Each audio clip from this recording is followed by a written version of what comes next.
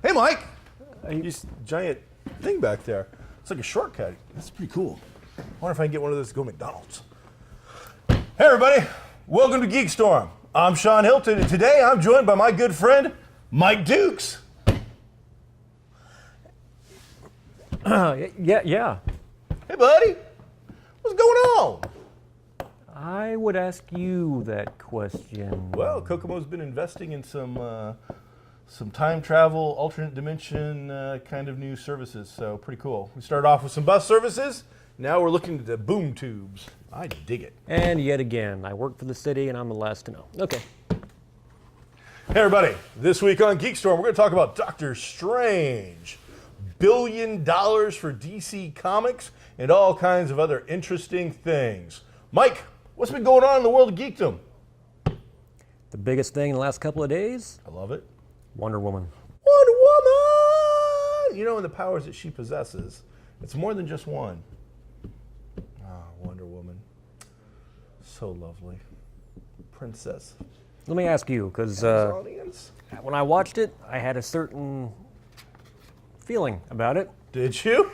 But then I watched it again this morning, and my opinion changed. Oh, So I I'm thought we were going about a different feeling. No, not. okay. No. So I'm just curious, what was your opinion when you saw this? Man, she is so beautiful. Just so beautiful. Gal Gadot is, she is lovely. She is so incredibly enchanting. I mean, I honestly, you know, I thought that they missed the boat years and years ago when they had Joss Whedon come to them and go, I want to make you a Wonder Woman movie. And they're like, no, I don't know that. I don't know. I don't know. Wonder Woman movie, You missed the boat big time, but looks like now that they finally caught up to it. They bought a first class ticket, and they're going all in. So I'm pretty excited. What were your particular thoughts about this? Now this is a newer, longer, more revealing trailer that we're seeing. We're talking about the Wonder Woman trailer, and that's going to be dropping here. I think that's the next DC major product that we're going to see. Mm-hmm. So we're gearing up for it. It's going to be next year. Going to be live in the theaters. It's going to be some hot stuff following, you know, the Superman versus Batman, which did very well, and then Suicide Squad, which with a much smaller budget did incredibly well. Now we're going into what I believe is probably legitimately the first serious, big budget, female-oriented superhero character. You know, Marvel's had Black Widow now for, you know, getting close to a decade or so, popping up in their movies, and she hasn't been able to get a movie yet. So DC is going to be the first one, Warner Brothers, to really take a legitimate chance on if a female-centric character or a female character with a female-centric point of view is going to make big box office. So what did you think from just now, you know, just from the trailer, initial impressions? When I watched it this morning, thumbs up. Couldn't agree more. When I watched it yesterday, first time viewing, I don't know what it was. The effects looked unfinished. My first thought was they rushed this and they put it out because they wanted something out there. At the same time, Doctor Strange came out. They didn't want Marvel to get all that clout. The green screen work was obvious green screen work. Just a lot of it. I don't know. Looks sloppy. Yeah, like there have been films in the past. They rushed a trailer with not complete effects yet. You watch it when it actually comes out in theaters, they fixed it, it looks great. So I'm just curious. But then I watched it again this morning and I didn't notice any of that. So I don't know if... Did you watch it on two different screens maybe? Did you watch it on a bigger, smaller, higher resolution, anything like that? That might have been affecting it. I can't remember if I watched them both on the same one or not. Okay. It just struck me as odd. I saw, and we'll talk about it more later, I saw Doctor Strange last night, and the reason I bring it up was I expected I was going to see a Wonder Woman trailer. Now I understand that Doctor Strange is a Marvel Disney movie, and that Wonder Woman is a Warner Brothers movie. But in essence, usually that stuff doesn't matter for previews. They're going to put out stuff, and it goes together. Instead, I saw Logan, and I saw Fantastic Beasts, and I saw a bunch of other stuff that I didn't care about at all. I was really like, all right, this is the first really big blockbustery movie for the fall. This is our first really big one. There's been a couple of possible Oscar contenders. If Harrison was sitting there, we'd go back and forth about that. But the actual first, I think, big moneymaker, first real tentpole for the fall is Doctor Strange. It's the first legit contender for being a big moneymaker. And no Wonder Woman trailer. See, that's the strange thing, because the trailer came out yesterday. I assumed it was going to be attached. And I'm hoping maybe other theaters will have it, and maybe it will be attached, but it wasn't. So I saw the same Logan trailer that we've already seen all over the internet. And of course, people in the theater, because it's a Marvel movie and we were seeing a Marvel movie, they were excited about it. Except it's not really a Marvel movie, but regardless, Marvel character. But I'm just like, I'm not excited about that one at all. It doesn't interest me. I'll go see it. I mean, the truth is, I'll go see any. I love movies. I'm leery of any Wolverine movie, X-Men movie at this point, because they all keep kind of going. It's the roller coaster. Yeah. You don't know what you're going to get. There's highs and lows in each movie, but the lows are much deeper than the highs. That's for sure. So I've been a little disappointed. But this was a good-looking trailer. Then for the Wonder Woman trailer. You had some initial reservations, but you seem to be coming along. Second time around. I mean, it's still Gal Gadot, and it's time period piece. It doesn't look like we're getting cheated on that either. No, it doesn't. It doesn't look like it's going to be a flashback to World War I or whatever, and then the rest of it's going to be modern. It looks to me like the vast majority of this will take place in that time period, which is really exciting to me. I'm pretty stoked about that. So. I am curious if Chris Pine has it in his contract that he rides a motorcycle in every movie he's in. Is he? You know what? Somebody's eventually going to make the Pine, and it's going to be just a special thing for him. Now, speaking of Chris Pine, another subject. Have you seen the Joss Whedon rock the Democratic vote thing that's been out? No. It stars Chris Pine, Alan Tudyk, J. August Charles, gentleman who plays Deathlock in The Shield, and then was also in Angel. Oh, okay, gotcha. I could be getting it wrong, But so basically, it's like, we just hired this brand new guy, and he's like, we love him, he's great. And then it's Chris Pine, and Chris Pine does comedy so incredibly well, and he does absurd comedy so much better than I think anybody's ever seen. He did another movie where he's not even credited, called like The Chauffeur or something like that. No credit. He is the second star of the movie. He's not credited, so it's strange. It's a little Netflix movie that's been out for a couple years, and absurd comedy, so funny. But in this, it's the idea is that we hired this guy to work for us. We all love him, and then as soon as he gets in there, he just starts acting the fool. And it's like, we're gonna buy this action figure. We've all agreed that we're gonna buy the Doctor Who action figure. He goes, no, we're not, and just and it's like, so it's this whole thing of. You hired this guy and he just says no and acts belligerent and like a fool. And I can see him doing that. It's time to vote that out. So and I'm not saying I support or don't support either of that. It was fun to see it. It's a funny little thing regardless of which side you're on. So check it out, new Joss Whedon vote preview, I guess. It's this little thing. And Alan Tudyk from Firefly fame is basically the star of it. And then little cameos from a lot of other people in the backgrounds and stuff. That it's a lot of fun. Joss Whedon's been able to, I think, kind of rock his vote stuff. MTV should have hired him back in the '90s. It would have been some really cool, fun, interesting stuff. So I've seen that he kind of backtracked, said now he'd be willing to do another superhero movie. Yeah, well, he's had enough time off. I mean, you got to think when he did Avengers and then he did Avengers 2, and the amount of when Joss Whedon's a director and he directs these big budget movies, one, there's a huge budget, tons of pressure, but on top of that, you have to coordinate now with like 6 other movies. Can you imagine the Infinity War? How much? All those characters. That's like 2 directors. I think they're brothers or buddies or something. So Russo brothers. It's gonna it probably takes 2 people to handle all of that kind of material at this point. And I'm also curious how long of a movie it's going to be. Well, I mean, it doesn't have to be super long because you're going to have the 2. So you're going to get like a 5-hour movie pretty much out of the deal. Just, you're going to have to wait to get them both back to back. So, that's going to be an exciting thing. So, and then again, Doctor Strange last night, we saw the beginning of Phase 3's openings. All the Marvel movies have the opening with the Marvel logo with the different fights and whatnot. So we see a new opening for the Marvel logo, and it's all movie-centric now. There's no more. They've taken out. It used to be like no old comic panels. Not really. No. This time it felt very much all very Marvel movie-centric. So that was the first big change you saw in this particular film. Speaking of DC Comics, Warner Brothers just had a press conference kind of situation where they were dealing with the public, and they just announced that their television properties are currently making them $1 billion a year. Now that's your CW, your 4 shows, Arrow, your Flash, your Legends, your Supergirl. Then that's also your Fox's Lucifer. You've got iZombie also over on CW. Gotham, Preacher, and then they've got another one, Powers, I believe, or is that Marvel? There's another one floating out there too, that's getting ready to come out. So all together, the income being brought in from these shows, which it's funny. I mean, we talk about them a lot, but $1 billion. At this point, the comics from Warner Brothers could lose money, and $1 billion a year is more than enough to keep the comic, physical print division going, just to create one new show every 3 or 4 years. If one thing is popular enough, because iZombie was a failed comic.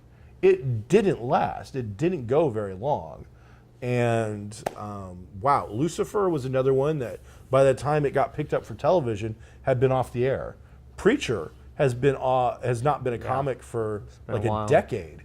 It's been a long time since some of these properties. So not only do they have a vast array of back catalog that they can keep diving into to create exciting and fun properties, and obviously a lot of money, but it's going to continue, I think, pushing forward with this stuff. And I've not heard anything about ratings so far regarding any of the DC shows. I think currently everything's doing pretty well. I know Supergirl did it fairly well when it debuted.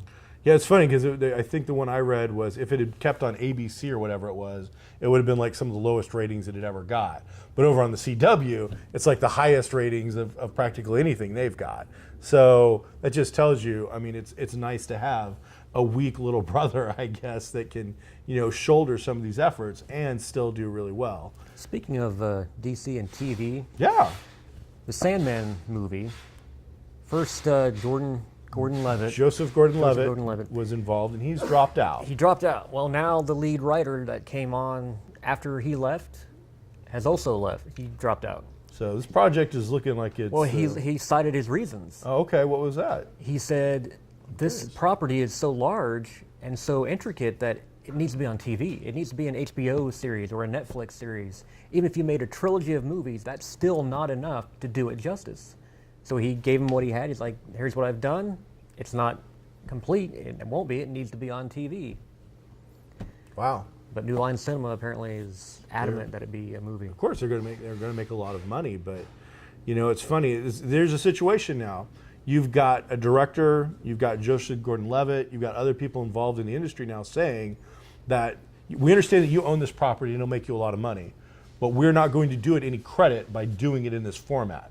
And the thing is that television now has gone from being the little redheaded stepchild that nobody in Hollywood wants to touch, or if you're on it, you're almost taking a shot at yourself. The only reason you would go on television back in the day was to promote something on Johnny Carson or something like that. Now, it's slowly starting to go the other direction, and I think it's the snowball avalanche effect where it's picking up speed much more quickly. Yeah, because used to, it was kind of a sign of a failed or a faltering acting career that's on its downward slide as if you went from movies to television. But now, yeah, you're right. I mean, award after award after award for some very excellent TV programs. Yeah, you can definitely jump back and forth now between the two medias, and I don't think it's going to hurt your career. Plus, this isn't the TV that our mom and dad grew up with. This isn't, the Rockford Files, whereas, yes, he was an amazing actor, Those are very episodic. They felt very bits and pieces. Now when you've got stuff like Sons of Anarchy and Breaking Bad and Game of Thrones and these other things that are on atypical stations that have far less oversight, far less regulations, when you can see on a Walking Dead, the kind of drama and gratuitous violence that they put into that first episode, that's the kind of stuff you would never have seen back in the day. So now that you can do that kind of stuff, that's amazing. And it makes me laugh if you think about it. Back when we were kids, who shot JR? Oh yeah, was a big thing. And then this year, it's like who's Negan? Yeah, who did Negan kill? Whose skull did he cave in? Speaking of that, Jeffrey Dean Morgan is going to be appearing at C2E2, which is a large convention in the Chicago area in late winter, early spring, around March, April time period. And so he'll be there like signing autographs and meeting fans. And he doesn't really, he's been in a lot of comic book and big properties, but has he ever really gone to conventions like that before? If he has, I've never seen it before. And I go to a lot of these shows. I pay a lot of attention. But he's been in the DC movie The Losers, which a lot of people don't realize was a DC comic. He was in The Watchmen. He was in Supernatural. He was also Batman vs. Superman as Thomas Wayne. Yep. And then, Walking Dead. So he's got a ton of comic cred. Plus, on top of that, he's Jeffrey Dean Morgan. Did you guys talk about any of the memes last night between Jared Padalecki, no. Supernatural and Walking Dead? Oh, actually, I did mention that. He took the photos of the bat on the head of the car. Yes. He's like, hey, Dad, you forgot something. You left yourself. But it was great because he actually replied back, and they did a little back and forth batter, and so it's nice that he respects.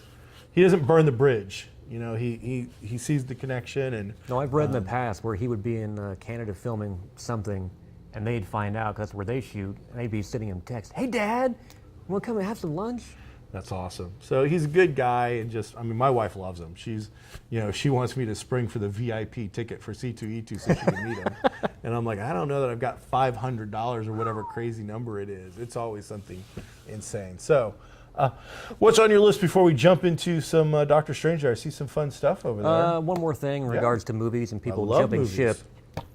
Tim Miller was going to be, he was the director of Deadpool, was going to direct Deadpool 2. Deadpool 2. He jumped ship over creative differences. And now, Junkie XL, the guy who scored the movie, because Tim Miller left, he said he can't. Tim Miller is one who brought him onto the first movie, and his vision was so much a part of that movie, he can't see working with anyone else, so he's taken off from the movie. Something to be said about loyalty. But yeah, I saw Tim Miller had left over creative differences with Ryan Reynolds. Yeah. And now, this Junkie XL, his name's Tom. Yeah, his DJ name or whatever is Junkie XL. Is Junkie XL is now leaving. And so, in one way, I'm like, it's cool that you're loyal to your friends. I the life I live and just how I like to consider myself, I like to consider that to be something that, I see as a very positive thing. You stick by the people that brought you, and so I'm pretty big on loyalty that way, or at least I try to be. And so I like seeing that. But, this is the second guy now. It's like, and then I finally found out why. Basically, Reynolds has more creative input now. And he wants to keep it a small budget, very similar, whereas the other guy's like, we just did this huge movie, we can now expand. We can actually put some X-Men in that X-Mansion and not have to do that joke again.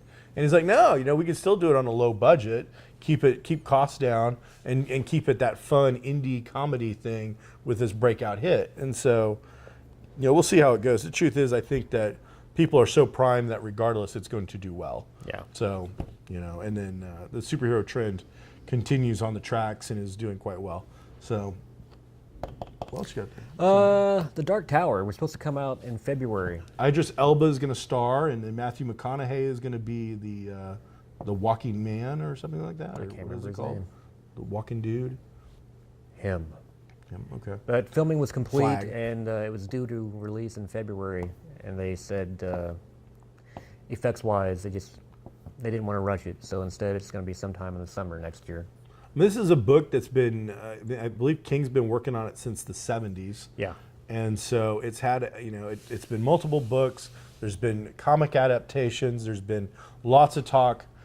Just the hiring of Idris Elba has been somewhat controversial. People have lost their minds a little bit, putting a black face in front of this particular very well-beloved Stephen King character. Some people have been against it. And so I think that, you know what? Take the time, do it right. Prove these people wrong. Show that I think Idris Elba reading a menu from McDonald's is a show that I would show up to see. I think that man has got that kind of talent. Quarter pounder. I'm in, and I'll take two. So if this is a situation where you've got any worries at all, if you've got any doubt, take the time, get the effects right. Because we live in an era now where, we can do an effect in, a day or two. And the longest thing it's going to take is the rendering time for the computer to keep up. So if you've got, a $100 million budget, which this movie's going to have at least that, you got to do these things right. You can't just skimp anymore. Otherwise, you're going to look like a sci-fi movie, and it's that quick, it's that fast. So you got to be really careful. You got to give people a product they're going to love. Stephen King is a name that people love. The Dark Tower is one of those institutions that, quite frankly, much like the Sandman, probably should have been considered for a television show. Aren't they still planning on doing kind of a back and forth? Yeah, I've from heard TV rumors. And They're going to do it. Hopefully, what I was hoping they were going to do with Stranger Things, which is to use different medias and different formats to give you a fully evolved program. So with Stranger Things, it looks like season 2, we're just going to get another TV show. And it'll be an amazing TV show, and I'm super excited about it. But I was really, really hoping we were going to see them do different, odd things. I think that they had a platform and a rabid fan base that was willing to let them do a 2 audio play or a cartoon or just different medias that could have been used to tell different aspects of their story. And really got into it, but they're going to do more traditional, and that's fine. Netflix is going to make a lot of money. So, and speaking of that, the young woman who plays Eleven, Robbie Brown, I think is her name, is going to be appearing at a comic book convention in Indianapolis in spring. wow. So, if you get your Egos signed, get your. I know that American Dream and High Five, right next door to where we're filming today, They've got at the Kokomo Toys. soundtrack. They've got full-size 12-inch records, so you could get, and it's beautiful because. Unlike today's movie posters, which is something that me and Harrison will go back and forth about all the time, movie posters today suck, and that they all are horrible pieces of crap, and they're all formulaic. The old movie posters back in the day were beautiful pieces of actual art. This Stranger Things piece is a piece of art. It looks really well done. It's something that if you're going to get something signed, this is the perfect format to do it. That would be, a great thing to be signed. So something to check out. That's another event that's coming in the near future. We'll have some words about. So, yeah. So last night, Doctor Strange. Yes, I want to hear all about this. So Thursday, 7 o'clock, I got to attend the premiere in Kokomo of the new Marvel Disney movie, Doctor Strange. I got to go with the kids and benefactor, whatever, patron, something like that, from Taylor High School of the Taylor Graphic Novel Club. We do a scholarship from them. So Comics Cubed and the Kokomo Con teams up to do the Comics Cubed Excelsior Scholarship Program. And we give a $500 scholarship every year to a kid from the school because they have an actual graphic novel club. So we met at B-Dubs right before it. We got our eat on. We talked about Logan. We talked about Iron Fist coming up on Netflix. We geeked out for a good hour and a half and just talked comics and other fun stuff. Great group of kids. Hi, kids. Hi, Hat. Hi, Frizzy Hair. Evil Link. Good Link. So they all, you know me, they don't have names. They all have nicknames. So, but Steve Deshawn is their athletics director over at Taylor, and he's also the head of this group as well. And so we hung out, and then we got to go see the movie. One great crowd. Just that crowd. It wasn't super crowded. It was crowded enough you felt you were seeing it with a bunch of people. What time did you go? 7 o'clock on Thursday. 2D, not 3D. Got to tell you, after seeing it, I'm going to go see it again. I'm going to see it in 3D. There's enough in this one I think you're going to want to check out the 3D element this time. So if you can do an IMAX 3D somewhere, which isn't in Kokomo, unfortunately, I would highly recommend it. There's that much going on. So first up, trailer-wise, nothing real special. I was really unimpressed. I got to see the same Fantastic Beasts trailer I've already seen. I got to see the Logan trailer I've already seen. And then the rest of the trailers were so nonplussed that I got to see Damon Wayans doing a D&D character on the Great Wall of China against dragons, which has been out for a while and doesn't look interesting to me at all. You Matt Damon? Yeah, probably him. I'm gonna say Damon Wayans would make that an entirely Lethal Weapon, different movie. It would have been a much more interesting movie. Matt Damon, and I like Matt Damon. It's just that the whole idea of him on the Great Wall facing dragons. See, I was imagining In Living Color playing D&D on the Great Wall of China. Would have been so much better.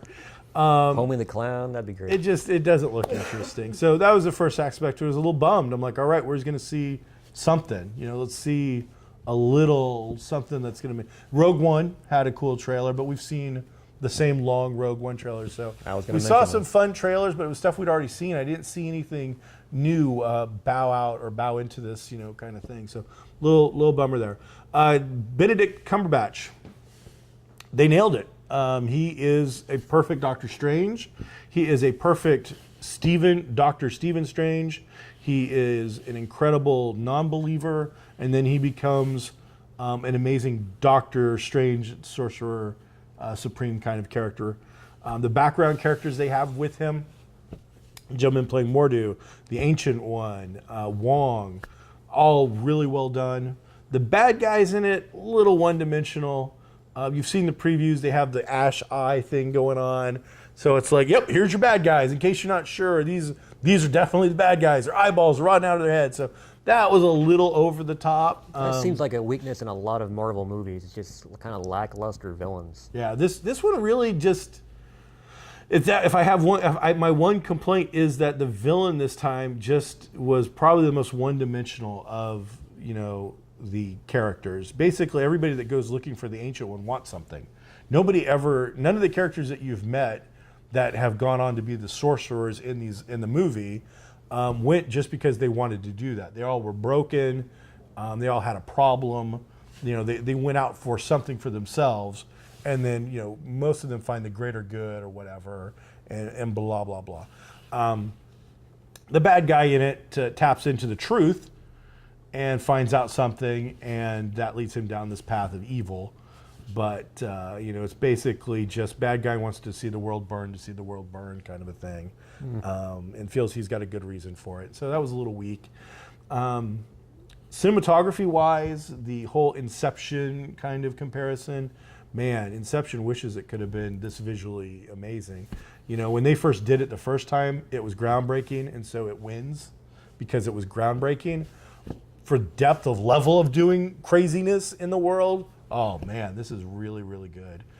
Fairly serious throughout the most part. There is some comic elements here and there to break up the film for you, but it doesn't have the Rocket Raccoon style level of funny.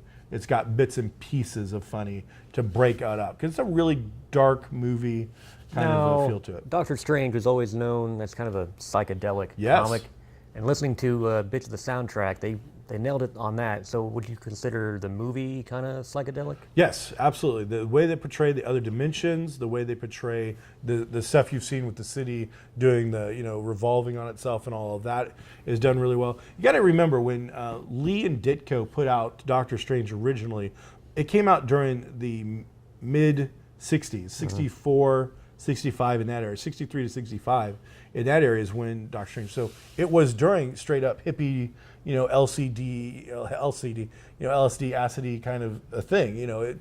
Doctor Strange, the original, really came out of that whole black velvet poster, Dayglow kind of nonsense initially. So to bring that into 2016, they had to change up a few things. Yeah. But overall, visually, they hit a modern equivalent of it that I think is pretty much a home run. Visually, it looks really, really well done. It looks good. It moves quickly. It flows well. The music times in perfectly with it. Cumberbatch the entire time feels like he is on his journey and it pretty much works the entire way. If anything, it just feels a little short. Not necessarily the movie, just the journey to get from point A to point B. That was my question. Was going to be quick. If he's going from non-believer and suddenly has to become believer, not just believer, but sorcerer supreme. That seems like a lot to do. Doesn't necessarily become the sorcerer supreme yet. So he definitely goes. He's definitely Harry Potter kind of thing, where he goes from nobody to somebody very quickly. And they even do that. That's all handled really well, where they push it. Like they don't wait. There's a lot of going at it. Lots of little Easter eggs. There's a mention of him operating on a 30-plus-year-old colonel who was involved in an experimental suit accident and needing some surgery, and him not wanting to do that. There is your typical 2 after scenes. There is we show you the initial credits after scene, which is the one that everybody's going to love. And, a spoiler, very much points towards Doctor Strange being involved with Thor Ragnarok. And then there's the very last after trailer, which is one of the best Marvel after things we've ever seen, without any actual bluster. Usually the last scene is like a big character reveal or a nod to an upcoming movie. This has nothing like that. There's no big reveal. There's no cool character, but it's actual story. And it's story that probably should have been in the main movie, but they save it. So for those who want to skip out, you know what? You might skip out on it because you're not going to miss that, oh my God moment. That's who is that character, whatnot. But for the evolution of Doctor Strange, the movies, this is something that had to happen. And I thought they did a really good job with it. So overall, I'm going to have to give this one a big thumbs up. It is, it's right up there with all of them, really. I mean, it falls somewhere between a Captain America level of seriousness and a Guardians of the Galaxy thing. So it fits in there. Ant-Man, kind of not quite as comedic, but that kind of a feel to it. Overseas did really well. It opened overseas before it opened in the U.S. It was estimated to do some middling numbers. It blew those numbers away. In the U.S., it was estimated it was going to do around 60 million. I expect it to drop at 80 to 85 million. Didn't it do 83 or 86 overseas? Overseas, and it was only expected to do like 60. Yeah. So I expect to see some really good numbers. This is going to hold number 1 until Fantastic Beasts comes out in 2 weeks or so, and then J.K. Rowling's new 5-picture juggernaut will then come in and start slapping things around. Next week, we'll be back with some more GeekStorm. We're going to hit some more television as more and more stuff's happening. We're starting to get ready. I would imagine we're getting ready towards start looking at season hiatuses already. And real quick, since we're talking about Doctor Strange Yeah. and the mystical, Agents of S.H.I.E.L.D. gave a nod and showed you a brief glimpse of what I assume was Johnny Blaze. Oh, really? Okay, I've not been keeping up with They that. showed I haven't watched it myself, I was just reading about it, but they apparently showed the history of this current Ghost Rider, Robbie Reyes. Mm-hmm. And apparently there was a car accident of some sort. His brother thought, gunfire, gang activity. Anyway, his brother, gets paralyzed, but he sees Robbie, flat out knows he's dead. Robbie, on the other hand, sees some flaming skull motorcycle rider walk up to him and say, "You want to live?" Sweet. So brief, but Johnny Blaze is out there. Awesome.